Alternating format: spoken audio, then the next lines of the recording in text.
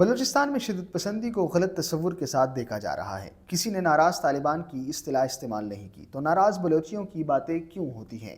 وزیر اعلیٰ بلوچستان سرفراز بگٹی کا نجی ٹی وی پروگرام میں بیان۔ تو آج تک نہیں سنا کسی ٹرمنالوجی میں کہیں پر کسی مین سٹریم میڈیا میں بیٹھ کے کسی بڑے اینکر نے یا ٹی وی چینلز نے یہ کہا ہو کہ ناراض طالبان۔ ناراض بلوچ کیا ہے؟ یہ وہ ڈیول مائنڈ سیٹ ہے کہ اس وائلنس کو آپ نے دوسرے طریقے سے ٹریٹ کرنا شروع کیا۔ اس کی بڑی مثال کل کا ایڈیٹوریل آپ ڈان کا پڑھیں، لیکن وہ اپنے ایڈیٹوریل میں کہتا ہے کہ ہاں اگر فوجی اور سپاہی مار دیتے، بس کہہ نہیں رہا، اس کا کانٹیکس یہی ہے۔ وزیر اعلیٰ بلوچستان سرفراز بگٹی نے نجی ٹی وی پروگرام میں سوال کا جواب دیتے ہوئے کہا ہے کہ بلوچستان میں شدت پسندی سے متعلق ذہنیت تبدیل کرنا ضروری ہے۔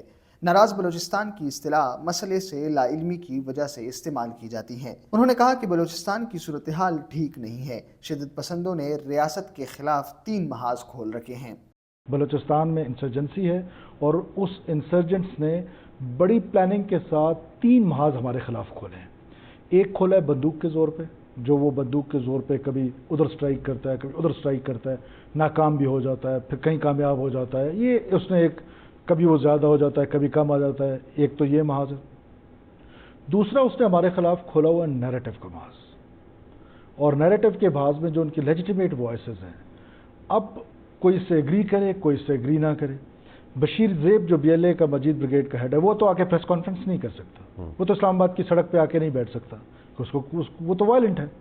اس کو لیجیٹیمیٹ وائسز چاہیے پاکستان کے پارلیمنٹ میں، اس کو لیجیٹیمیٹ وائسز چاہیے پاکستان کے سڑکوں پہ، اس کو پاکستان کے جلسوں پہ لیجیٹیمیٹ وائسز چاہیے جو اس کے لیے اس کا پروپیگنڈا کریں، ایک انوائرمنٹ کریٹ کریں جس سے ریکروٹ۔ وزیر اعلیٰ بلوچستان نے کہا کہ بی ایل اے کے دہشت گرد سڑکوں پر نہیں نکل سکتے۔ اس مقصد کے لیے انہوں نے پارلیمنٹ اور گلیوں میں لوگوں کو لگایا ہوا ہے۔